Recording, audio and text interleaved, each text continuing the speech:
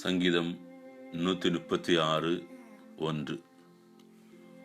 ஆண்டவருக்கு நன்றி செலுத்துங்கள், ஏனெனில் அவர் நல்லவர், என்றும் உள்ளது அவரது பேரன்பு. அனுதின கிருபை. தேவனுடைய கிருபை மேல் நாம் நம்பிக்கை வைத்திருப்பதுதான் அவரை ஆச்சரியப்பட வைக்கும். அவர் நமக்கு பதில் தருவார்.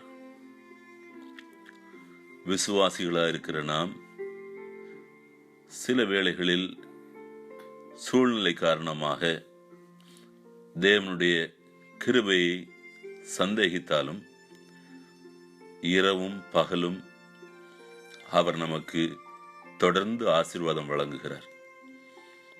ஆகவே தான் தாவீது பாடினான், ஆண்டவருக்கு நன்றி உரைப்பது நல்லது, உன்னதரே உம் பெயரை புகழ்ந்து பாடுவது நல்லது, காலையில் உம் பேரன்பையும் இரவில் உமது வாக்கு பிறழாமையும் 10 நரம்பு வீணையோடும் தம்புரு சுரமண்டல இசையோடும் எடுத்துரைப்பது நல்லது என்று சொன்னான். சங்கீதம் 92:1-3.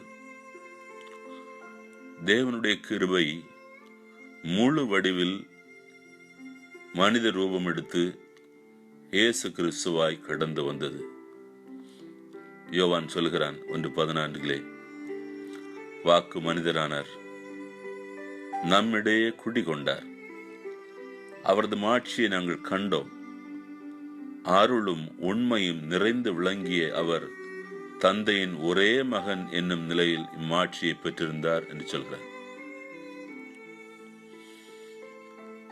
தேவனுடைய இரக்கம் ஒவ்வொரு நாளும் நிச்சயமாய் அருளப்படுகிறது என்பதை பவுலும் அழுத்தம் திருத்தமாய் சொல்கிறான். எபேசியர் 4:7, கிறிஸ்து கொடுக்க விரும்பும் அளவுக்கு ஏற்ப நம் ஒவ்வொருவருக்கும் அருள் அளிக்கப்பட்டிருக்கிறது. இந்த வார்த்தையை விசுவசிப்போம், ஒருவர் மற்றவரை ஊக்கப்படுத்துவோம். ஜெபம் செய்வோம். அப்பா, உம் அனுதின கிருபைக்காக நன்றி செலுத்துகிறோம். அது அனுதினமும் கிடைக்கும் என்று விசுவாசத்தையும் தந்ததற்காக நன்றி செலுத்துகிறோம். உம் பரிசுத்த ஆவியானவர் தாமே எங்களை தாங்கி நடத்துவாராக. இயேசுவின் பரிசுத்த நாமத்தில் ஜெபிக்கிறோம். ஆமென்.